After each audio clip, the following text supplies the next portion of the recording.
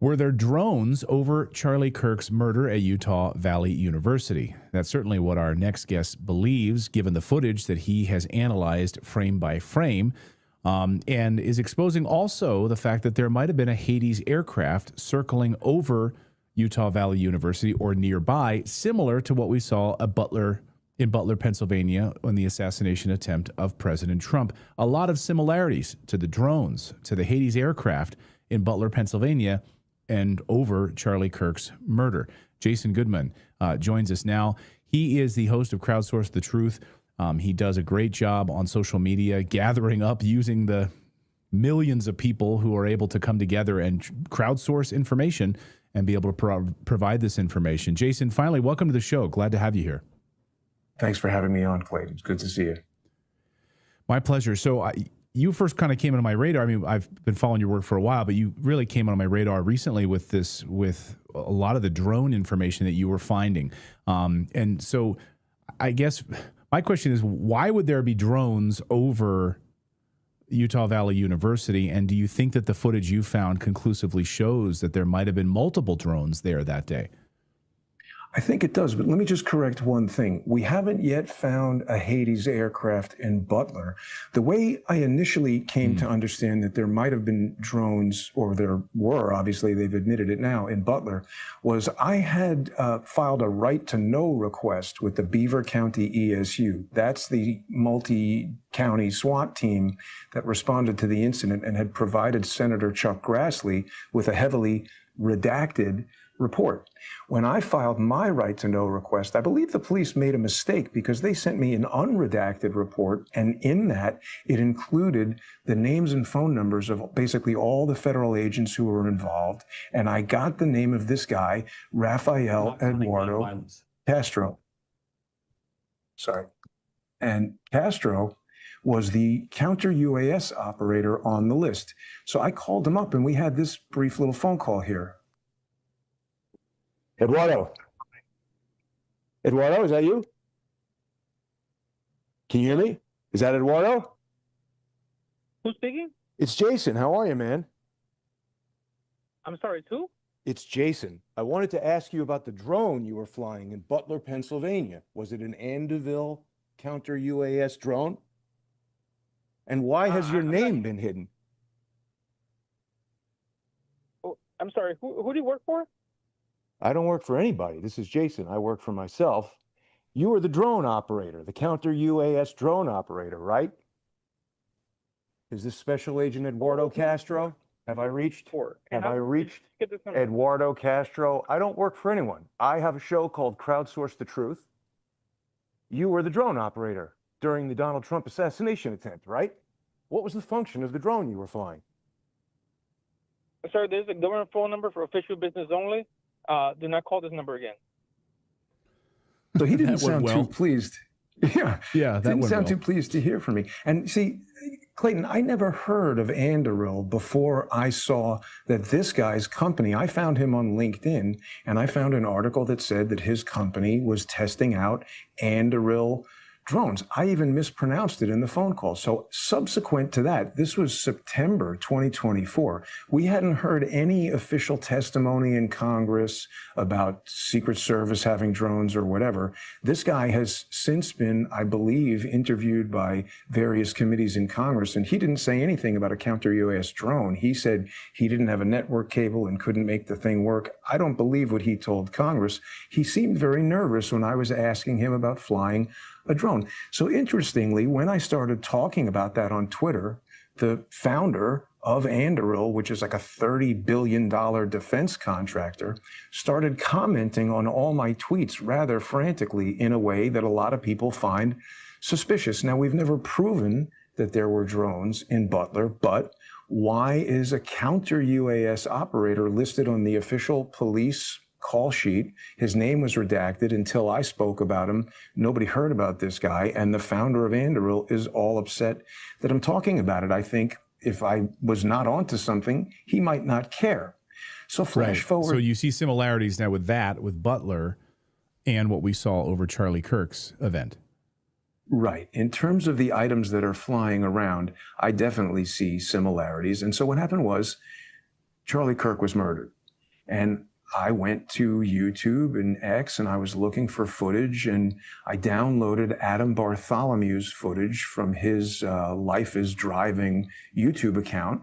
And I noticed a bunch of things. People were telling me, hey, people are seeing drones in the sky. So I noticed that Adam's live stream had cut out. He was live streaming for like 19 minutes, and then suddenly he's talking to these guys on the roof.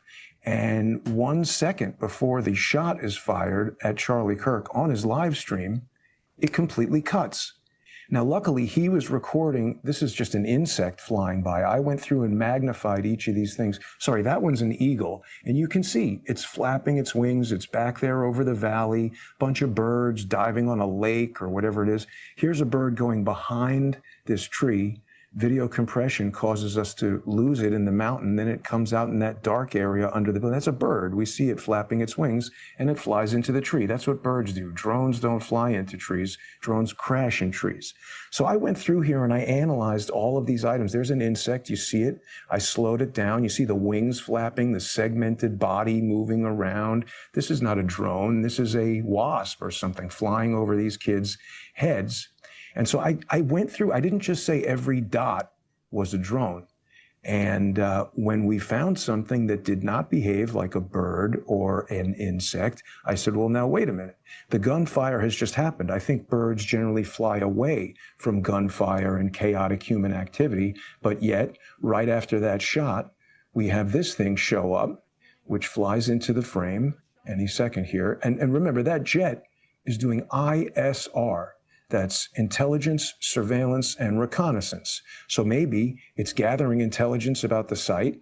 Now they've done something, and this thing comes and does an orbital over the crowd. I don't see any flapping. I see a little bit of image compression around the sides of it, but it does this really smooth orbital right over the crowd. Why would a bird be interested in this chaotic human activity? That's a reconnaissance drone, I think. And then it flies away. And then we have this thing. Sorry, this is just the same thing, slow motion, so people can evaluate it. But we get a few things flying here. The next thing that shows up is another object that's kind of far away, so it's hard to tell exactly what it is, but as it gets closer to us, you can see it's emitting smoke. Look at that smoke trail, Clayton.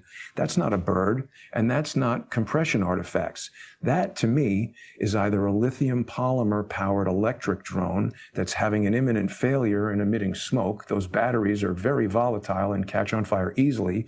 Or it's a gasoline electric hybrid drone and it's burning gas. Then we have this fast moving thing. In the first frame, you can see it looks like it's got wings and it zips vertically up only in about 5 frames of video. So that's like 1/6 of a second. It shoots across the sky really, really quickly.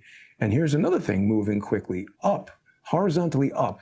Now, while it's true, certain types of birds, falcons and stuff like that, they can dive very, very quickly, but I don't think that they move upward like that horizontally. It's weird.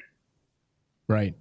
No, so I have a lot of questions about these images. I mean, certainly you can clearly see the birds in the early images. To me, looks like drones.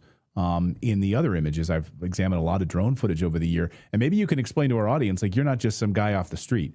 Like, this has been your career. You've worked on major motion pictures in Hollywood and visual effects, so you understand artifacting and all of that. Can you just briefly tell our audience so they have a little background? Yeah, I've been in digital imaging for the past 40 years, since I was a kid. First version of Photoshop I ever used was 1.07. And my career, before I became a journalist and started Crowdsource the Truth, I was a visual effects cinematographer specialized in stereoscopic 3D. So I've invented camera systems and optical systems that became industry standards. I've worked on The Amazing Spider-Man, I've worked on X-Men, all kinds of major Hollywood feature films and visual effects shots. And people could see I tracked all of these items, magnified them. That was all done in complicated software. I didn't change anything about the images. I didn't use AI. I didn't use any kind of optical flow to slow them down. Anytime I slowed it down, I was just reproducing the exact original frames. And also, when people who watch Crowdsource the Truth were telling me, hey, viewers are finding drones in the footage, I contacted Adam Bartholomew, the guy who created the Life is Driving YouTube channel and shot that footage. And I spoke to him on the phone. I asked him what happened with your live stream, how it cut out and everything. And this is an interesting part, Clayton, because this really supports what I'm saying. There are some people who see drones and they say, oh, drones, Israel must have done it, right? Charlie Kirk got shot by a drone. I don't have any evidence about whether either of those things did or didn't happen. Both are possible. Right now, my evidence just shows the drones. What we know is drones are involved in ISR, intelligence, surveillance, reconnaissance. Everybody knows drones fly around with cameras, radio transmitters, radio receivers. They do that all the time for many, many years. So do you believe that there's footage somewhere, like these ISR drones, there's probably footage that we don't know about that they were recording? I think they were doing electronic warfare, because I haven't seen any drones that can reliably shoot a gun. But when Adam Bartholomew's live stream cut out, I believe he was subject to a Bluetooth low energy exploit. There is an IT security company called Oligo, which not long ago published this report about a known zero-day exploit in Apple's Bluetooth stack. They've called it airborne. It's a wormable zero-click remote code execution exploit that, now there's been an update since this. There was an update to iOS a few days after September 10th, but this exploit was still possible to execute against an iOS device on September 10th. And what this means is if you have Bluetooth on your iPhone or your iPad or any iOS device, which Adam Bartholomew was using an iPad and he was using iOS devices to record all of this, a Bluetooth low energy attack can overwhelm the device with Bluetooth requests and cause it to crash or do all kinds of unexpected things. So this is called an airborne attack. And ironically, I believe that type of Bluetooth exploit was launched from one of these drone aircraft to stop anyone from live streaming or recording the event. But Adam Bartholomew outsmarted them because he had his remote cameras, which were connected through Wi-Fi and Bluetooth. He also had them connected by a USB wire. He had a whole network set up in his backpack. He had triple redundancy on these cameras, and he recorded it to his iPad. That's the file that I got from him. And that file is something like 8 times the data rate of what was uploaded to YouTube. That's what allowed me to go in there and really magnify the files. Now, here's one more important thing, Clay, because I know that you and Natalie and the crew at Redacted, you guys cover all kinds of stories that the mainstream media wants to suppress and ignore and try to muddy the waters and confuse people. And I don't want to disparage anyone, but I do need to point out that there are some people who have made the claim, in fact, directly to you, that they used artificial intelligence to identify drones. And I say there is no way at all that that was done. ChatGPT cannot take in 1 gigabyte video files. It cannot take in YouTube links, and it can only analyze 10 individual files at a time. So for someone to analyze that entire 1 hour and 7-minute video, they would first have to convert it into 124,000 individual video frames, analyze them 10 at a time, create some sort of program that could aggregate the ChatGPT analysis.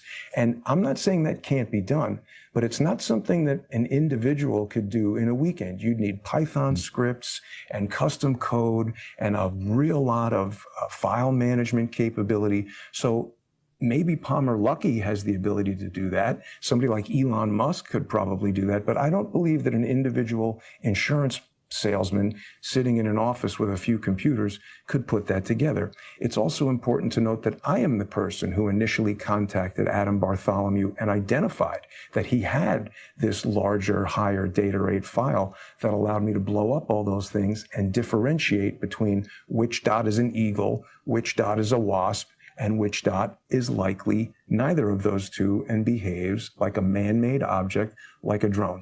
So the message is, I believe drones were there conducting electronic warfare against opponents, anyone who might record a version of the event that was not under the control of whoever did this, stop Adam Bartholomew from recording it. And when Adam Bartholomew thwarted that and his video got out, they became very agitated and launched a disinformation campaign to confuse your viewers, to disparage me, to disparage my work, and to create this sensation that there's 25 drones out there. And then later they would come along and say, oh, they're not drones. They're insects and birds. None of these things are drones. It's very important that people understand that there are 3 or 4 drones, and everything else I see is an insect or a bird. No, thank you for saying that. And that's why I wanted to hear your side of the story. And with your work, that's why I invited you on the show. Absolutely. So 3 to 4, maybe 3 to 4 drones possibly in the footage, and I've gone through the footage as well, and that's what it appears to me. But I'm nowhere near your level of expertise with visual effects. So that's the Charlie Kirk assassination. Jason, I'll get you out of here on this because we are running out of time.